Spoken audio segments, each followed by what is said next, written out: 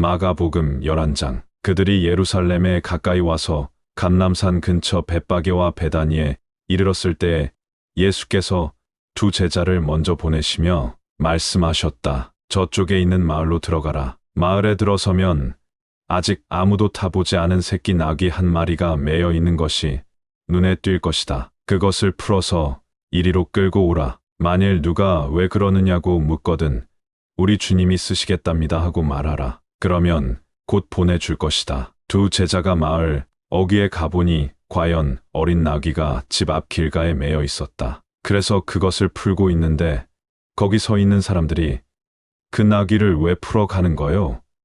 하고 물었다. 제자들이 예수께서 일러주신 대로 말하자 그들이 허락하였다. 제자들은 새끼 나귀를 끌고 와서 자기들의 겉옷을 나귀 등에 얹어 놓은 다음 예수를 그 위에 올라 앉으시게 하였다. 많은 사람들이 겉옷을 벗어 길 위에 펴놓기도 하고 들에서 나뭇가지를 꺾어다가 길에 깔아 놓기도 하였다. 그리고 행진이 시작되었는데 예수께서는 한가운데서 나귀를 타고 가시자 앞뒤로 에워싼 군중이 일제히 환호하며 걸어갔다. 호산나, 주님의 이름으로 우리 임금이 오신다. 하나님을 찬양하라. 우리 조상 다윗의 나라가 돌아온다. 하나님을 찬양하라. 한없이 높은 하늘에서도 호산나. 그날 예수께서는 예루살렘에 이르러 성전으로 들어가셨다. 거기서 모든 것을 주의 깊게 둘러보신 날이 이미 저물어 12 제자와 같이 베다니로 나가셨다. 이튿날 아침 그들이 베다니를 떠나올 때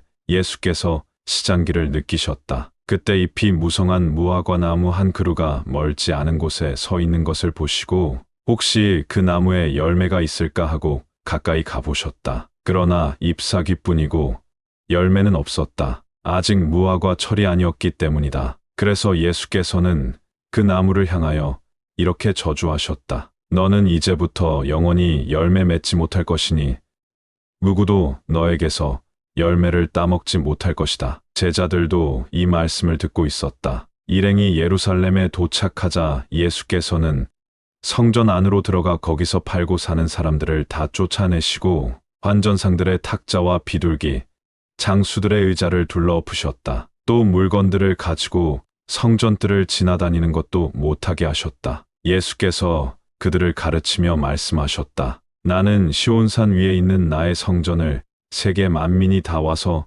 나에게 기도할 수 있는 곳으로 만들겠다고 성경에 기록되어 있지 않느냐? 그런데 너희는 이 성전을 강도의 소굴로 만들어 버렸구나. 예수께서 이렇게 하셨다는 말이 대제사장과 율법학자들의 귀에 들어가자 그들은 어떻게 하면 아무런 문제 없이 예수를 없애 버릴 수 있을까 하고 모의를 시작하였다. 모든 사람들이 예수의 가르치심에 감복하고 있기 때문에 잘못하였다가는 폭동이라도 일어나지 않을까 두려워진 것이다. 저녁 때가 되자 예수께서는 제자들과 함께 다시 성 밖으로 나가셨다. 아침이 되어 일행이 그 무화과 나무 곁을 지나다가 보니 나무가 뿌리째 말라 있었다. 베드로는 예수께서 그 전날 무화과 나무를 향하여 하시던 말씀이 생각나서 보십시오, 선생님.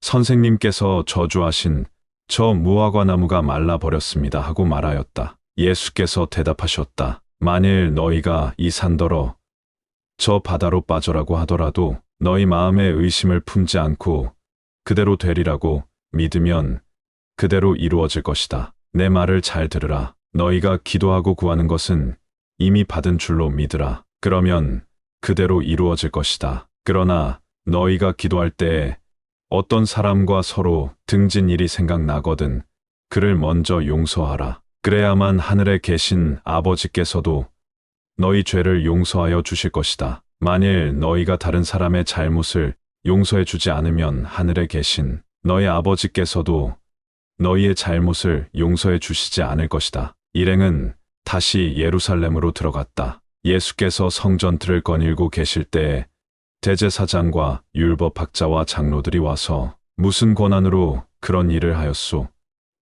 누가 당신에게 장사치들을 쫓아낼 권한을 주었소?